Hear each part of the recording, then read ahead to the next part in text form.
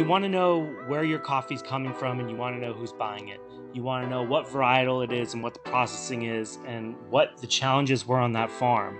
And you want to know how it was roasted. And you want to know like where these stickers come from, just kind of everything. Like what is the story? What makes this exciting and unique? And with those things come the connection. It becomes a passion almost after it was just part of your basic livelihood. I fell right into it though and began connecting these lines between my past and understanding, like I said, a variety of beverages. Almost immediately fell in love with the intricacies of it all, more so than anything else I'd worked with. I think Unity at its core, when we picked the name, it was about telling a story. And over time as a company, the inclusivity to me means that there's so many people in the supply chain, and we often only highlight maybe the end result. You know, as a roaster, we're talking about what coffees we have, or who our baristas are and what's happening in the shop. But in terms of an entire supply chain, all the hardest work in all this comes at the very early stages. And to me, it's about bringing them into the fold.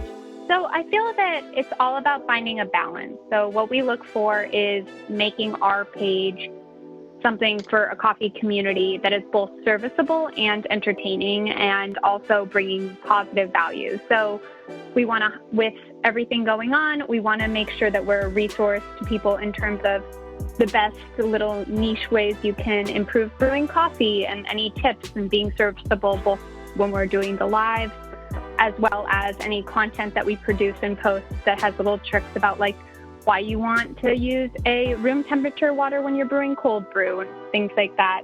But then also we've been supporting coffee shops that don't even serve Unity, that are owned by people of color, as well as partners who we work with who are people of color, to try and lift up voices in the coffee community.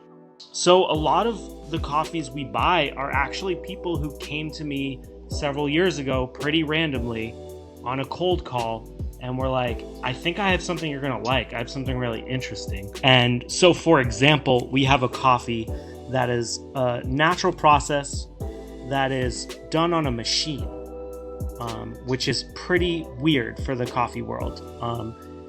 And this coffee was a straight up cold submission by a dude just trying to drop in samples on a roaster. And now, you know, this is one of our longest, if not our longest, relationship.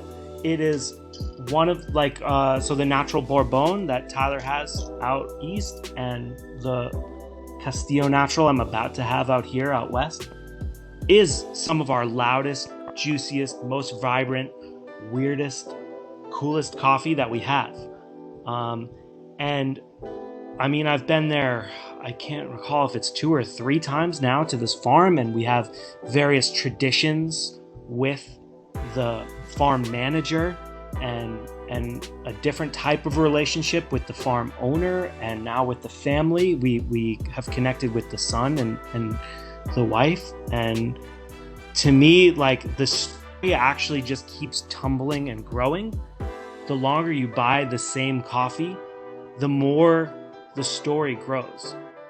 We only buy from farmers that we can visit and connect with, you know, and even a few years ago, it was good enough to just kind of be able to roll up on a farm, shake somebody's hand and say, great, we're here, we've done it, you know, mission accomplished, now I can buy the coffee.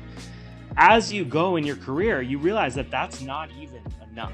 You need to be able to communicate with your producer throughout the year. Ask them how they're doing, how's their family, do they need anything?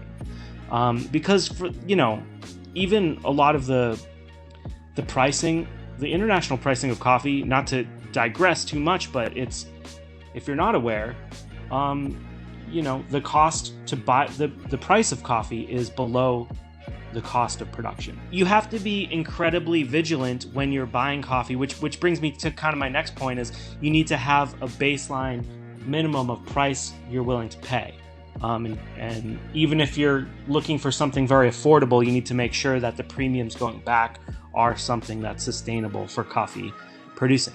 So you need to be in communication with your farmers, your growers, and your producers, and your exporters and your importers. The entire team, the entire chain needs to be an incredibly great group of awesome, well-intentioned people. Hopefully a system that you can buy from for year after year. We do love buying some coffees that, are one-offs, like auctions. Contributing to auctions in general is good for the community where you go and you engage with. But in general, most of our staple coffees are now 3, 4, 5, coming up on 6 harvests with the same producers. And to make some kind of broad systemic change, you probably need to just focus on one minuscule aspect. So if I could point to one minuscule aspect, it would actually be timing. It's just timing. Because if you're a great green buyer, you're somewhere like Guatemala in sometime like February, March. You're cupping a bunch of coffee, shaking a bunch of hands, buying some coffee. And you're probably not going to see that coffee till late July. My thing, I'd really like to map it out better with the industry at large and figure out how we can affordably work on timing so that it's in everybody's interest. Hi, I'm Tyler Elliott, co-owner and roaster in New York City for Unity Sourcing and Roasting. Hey, I'm Adam Strauss. I'm the co-owner, green buyer and roaster for Unity Sourcing and Roasting in Los Angeles, California. Hey, I'm Meagan McCall, and I am the Partnerships and Marketing Manager for Unity Sourcing and Roasting.